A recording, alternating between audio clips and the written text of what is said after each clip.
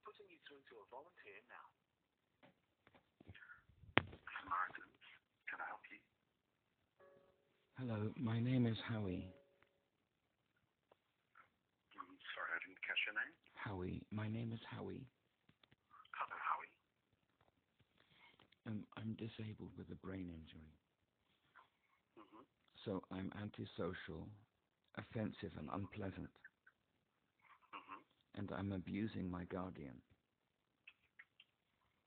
Mm-hmm. And I don't know how to stop abusing my guardian.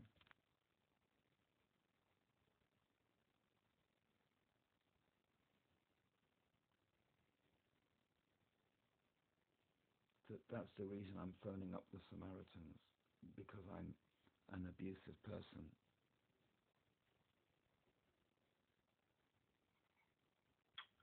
When you say abusive to your guardian, what do you mean? They want some money for furniture, and I've just put the phone down on them, asking me for money, and I won't speak to them. They were asking you for money? Yes.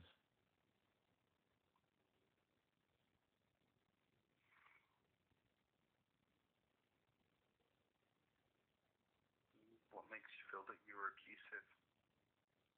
Because I just put the phone down and I won't speak to them. That's offensive and unpleasant and antisocial.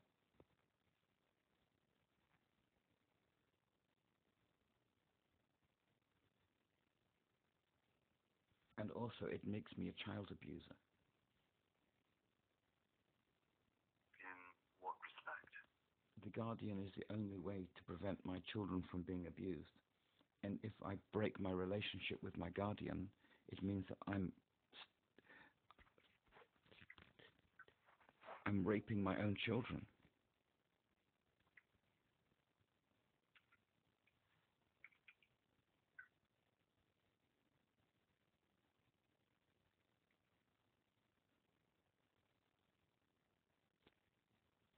It might sound strange to you, but that's how the brains of neurological people are affected. It's very difficult for them to see the link between abusing a guardian and abusing the children. But I have to look after the guardian at all costs. I have to treat them better than I would treat myself.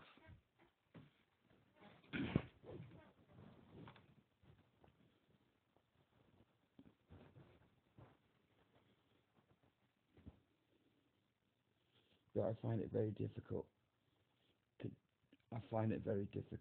look after somebody who's abandoned me.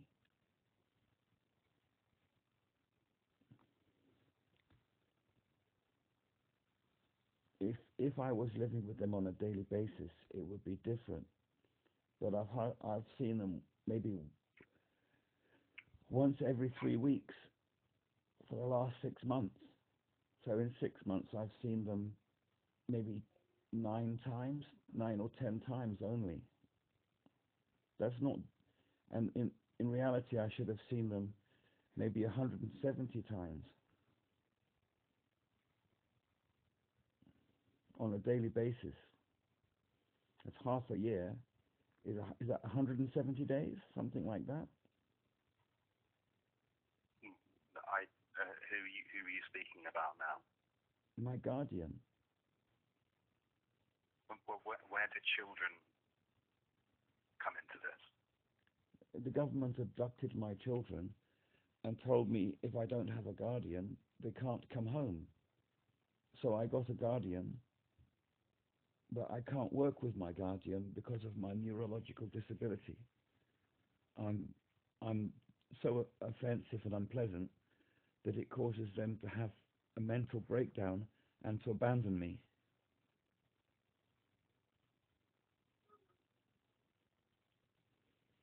How are you feeling today? Well, I told them I wasn't going to give them any money for furniture.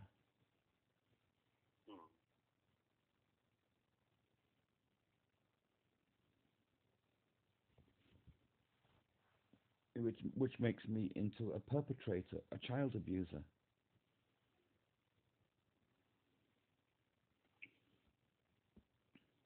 Well, that's the way it's going to be construed, you mean? No, that's just the reality. There's nothing to do with construing anything. It's all about, if you don't look after your guardian, you're not looking after your mental capacity, and therefore you're allowing the government to abuse your children. Because without a guardian, my children can't come home.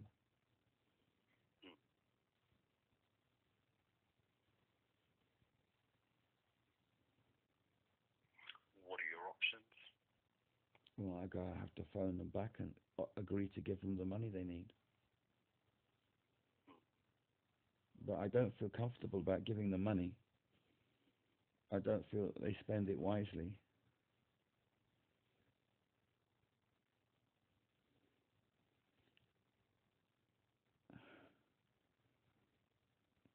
I would prefer it if they were a homeless person like myself.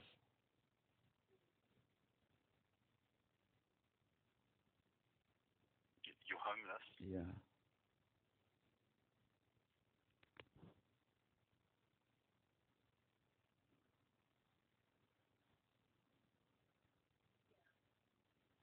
But guardians, they expect to have a higher standard of living.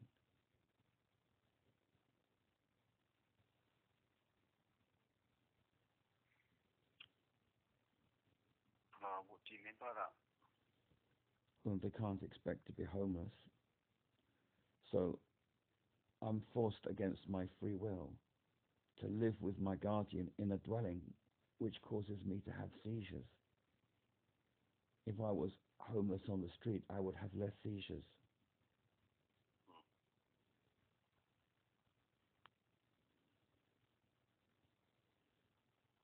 But I can't even live with them because they don't want me.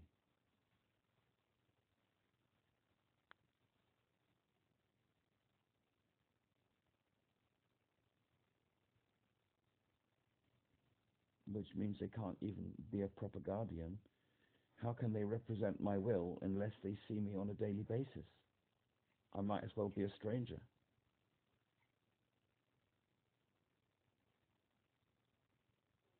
The only way they can represent my will is by living with me on a daily basis and understanding the way I think and how I would make decisions. Otherwise, they can't represent my will at all.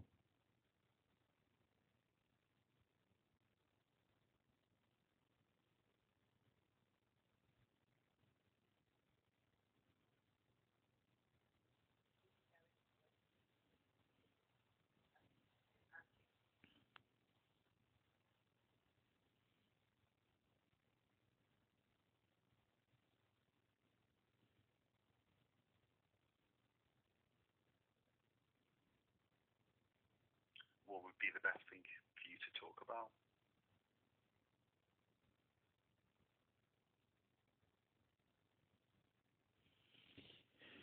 And also, the GP says that I'm supposed to talk to the social workers about my guardian, but they don't even know what a guardian is. So what's the point of talking about a guardian to social workers? I might as well be talking to a brick wall.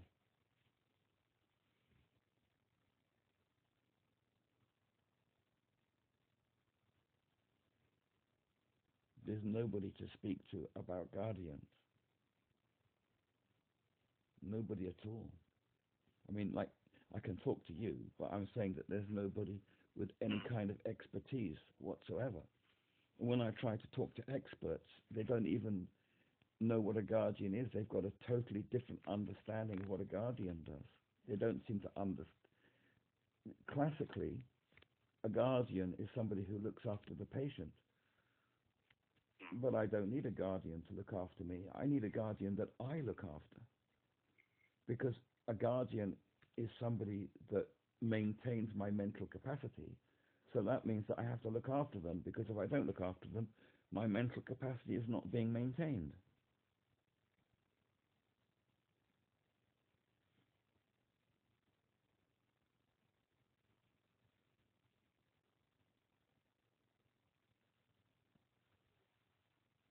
That's not how guardianship is considered in the English language. And so I must be speaking a different form of the English language that has been constructed as a deluded, fabricated fantasy by a neurologically disabled person that has had to do it out of desperation because there's nowhere else to turn. And if I try to speak to you like this, or I try to speak to medical consultants, they will just say I'm talking nonsense because they're not a person who's been through a similar situation. They cannot comprehend. They only know what they've been taught in university, and that's the end of it. All they know is what they studied at university, and it goes no further. They have no ability to, what's the word? Is it called brainstorming? They have no ability to be creative or do brainstorming.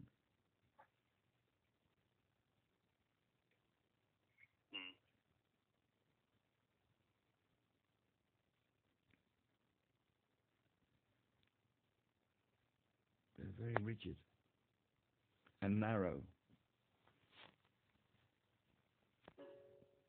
I mean, society considers me to be a waste of time because I'm disabled. They consider me to be a subhuman waste product. But as they haven't provided any help for me, I could apply the label equally in the other direction.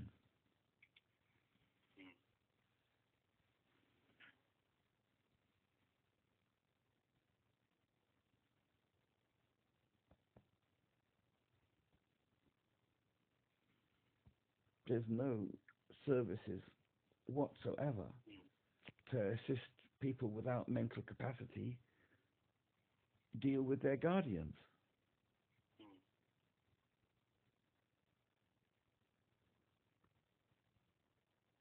There's nothing. Because people who lack mental capacity are considered non-entities, subhumans, people in comas and stuff like that.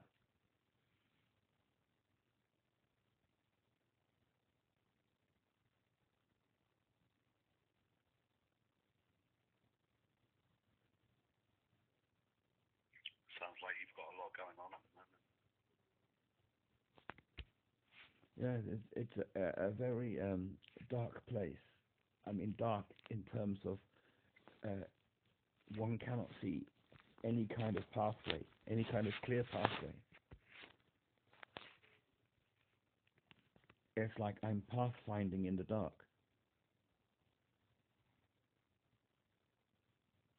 What kind of support do you have around you?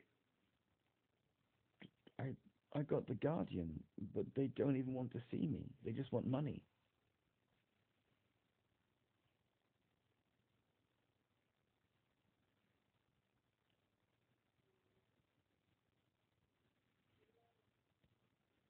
Money for furniture, you said? Yeah, I don't know. They said they spent all their money on furniture. They wasn't asking for money, but they didn't say what for, and I just put the phone down. Then I thought about it afterwards and said I must be some kind of a child rapist to treat them like that. I'm not sure that's appropriate for them to use. Well, I am, because there's nobody else to lodge the appeal against my children's wrongful deportation. It's only a guardian who can do that, nobody else. I can't do it. I filled my own papers in, I took them to the court, and the court people refused to process them. You said deported? Yeah, my children are British. They were deported from the United Kingdom because I didn't exist. And so when I went to the judge and said, you can't deport British children from Britain, he said, I can do anything I want. In fact, because I'm a high court judge, and by the way, you failed your mental capacity exam, so I can ignore those British passports in your hand there. That's what he said to me.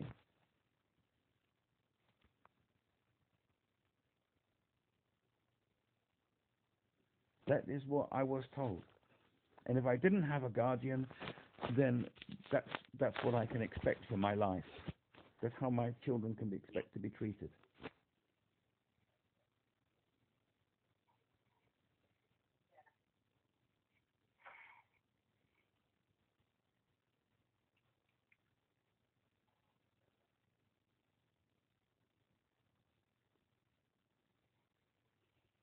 I'm a subhuman. I have no human rights. I don't exist.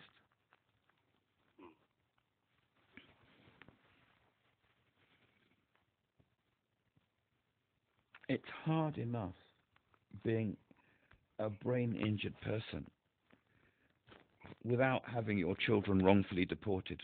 Can you imagine how difficult it's made my life, having to try and look after children homeless on the streets of a foreign country? It's impossible. You can't do it. It cannot be done. That's a fact. I know it. Because I spent the last 14 years watching it go right in front of me.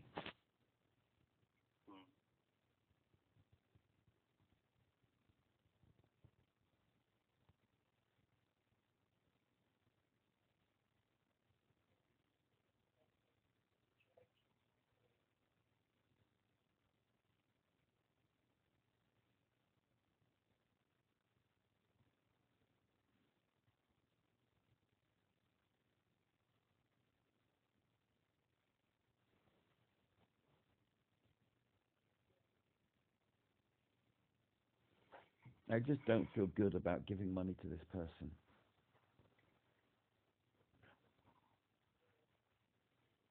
A person who doesn't want to see me, can't stand me, who says that my presence gives them mental health problems.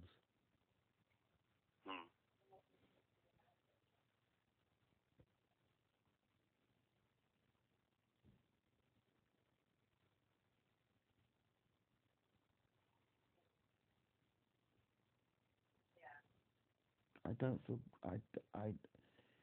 well, to be honest, everybody says that about me. It's not just them. Says what about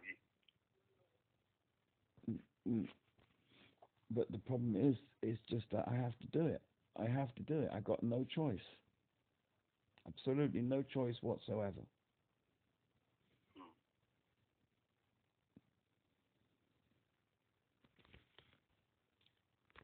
I'll see if they sent me a message asking for money on the WhatsApp.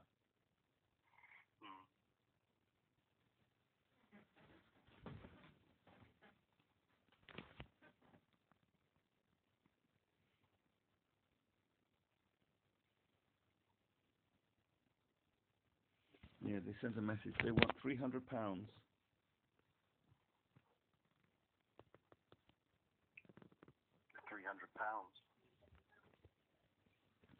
They just this is what they asked for. I want £300 month's expenses. I want £750 for my floors, and I need to buy appliances worth £2,000. So they're asking me for over £3,000. They're asking me for £3,000. And if I don't give them that money, it makes me a child abuser.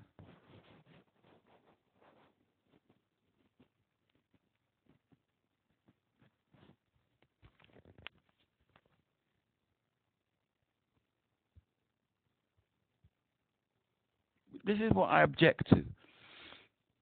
People without brain injuries don't have these expenses.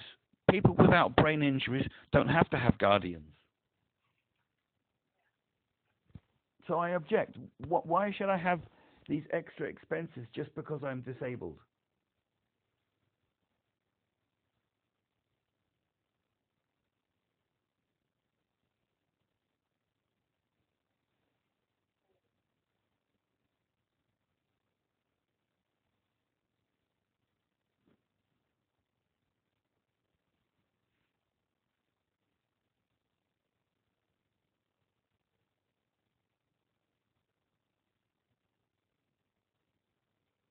I can tell them I've got 400.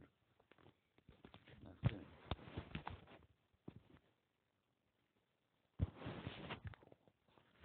it. And it's only the beginning of the month.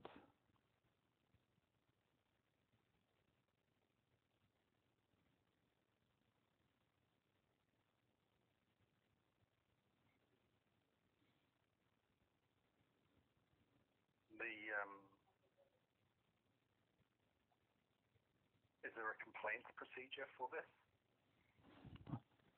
Well, I'm complaining to you, I guess.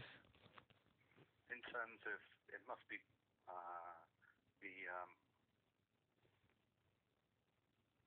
you said you have a guardian.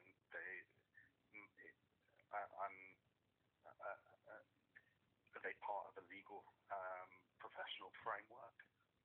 No, they're part of a medical framework because it's a medical guardian. As I said, traditional guardians, which I guess are legal ones, they are people who look after the patients, and I'm not being looked after. I'm the one looking after them. So it's more medical than legal.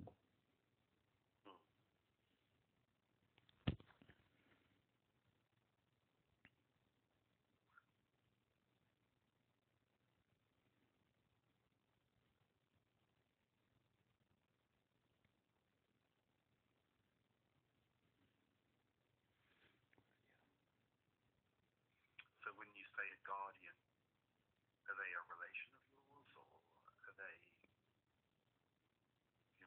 what's the relationship there? Please repeat the question slowly. You say that you have a guardian. What relation are they to you? Are they a family member or a professional? No, they're just a guardian. They're like a person for whom you put in paperwork to the courts to ask for guardianship papers.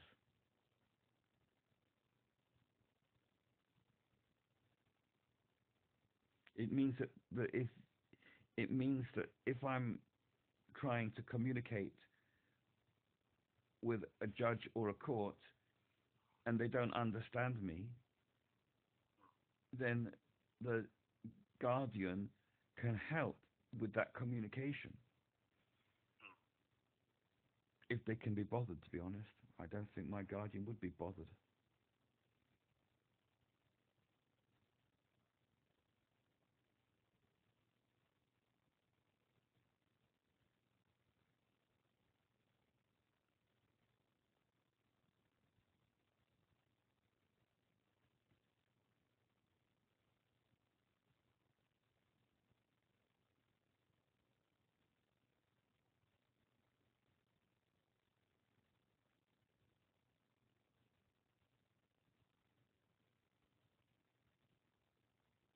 How are you feeling now?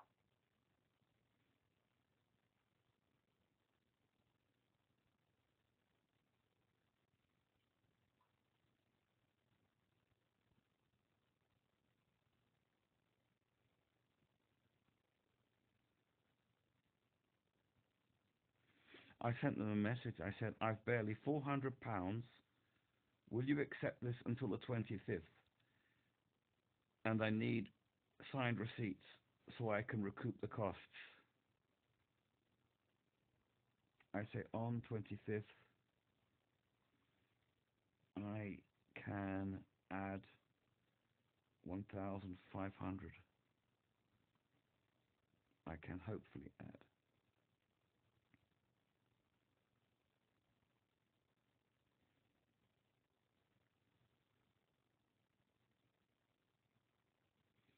So that's what I said. I said, I'll give them 400. Will you accept that until the 25th?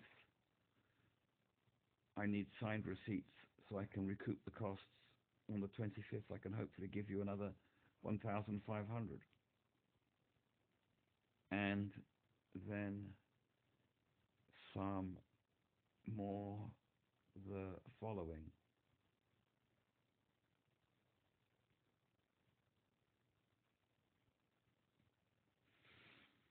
Okay, I've told them that. I give them 400 and hopefully they leave me alone. I don't want to hear from them. I can't stand them anymore. Do you think that's a horrible way to speak about one's guardian? I mean, I do consider myself to be a subhuman, and if I have to have a separate brain inside a guardian, it, I do find that pretty offensive myself and unpleasant. I mean, I find it offensive and unpleasant to have my mental capacity completed in the body of another human being.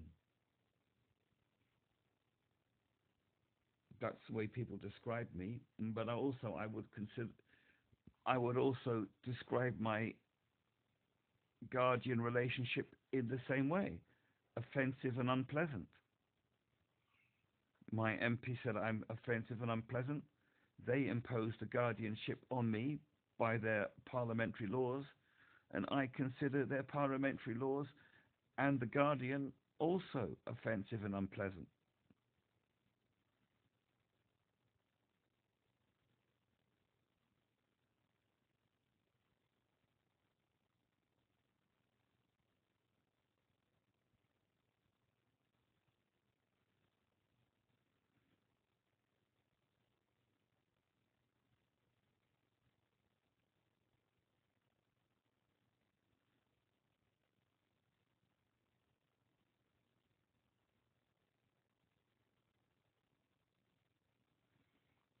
I've sent the money. They've got it. That's it. It's terrible, isn't it? I must just be, I must be the worst person on the planet to speak about myself in that way, to describe myself. I mean,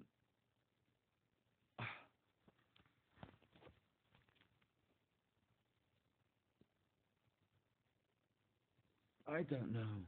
I can't.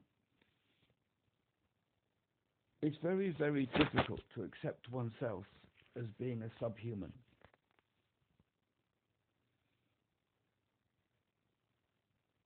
Very difficult for, as a brain injured person, to know one's place.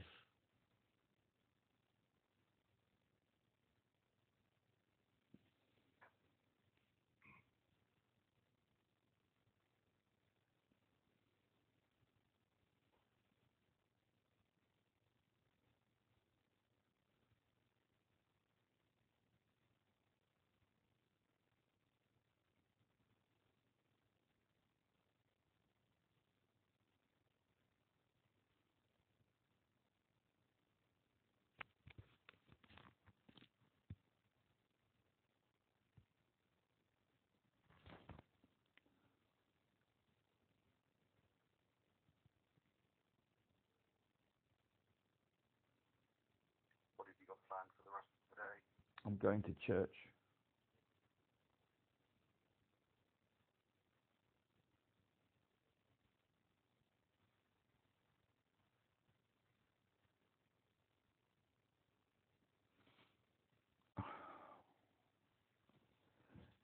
It's so rude putting the phone down on people. I mean, essentially, I'm putting the phone down on myself.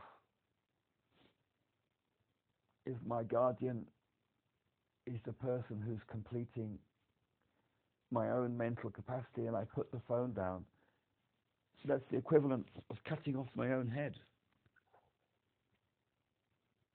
It's terrible. I mean, I'm so abusive towards myself. By doing that, I abuse myself. To abuse my guardian is to abuse myself.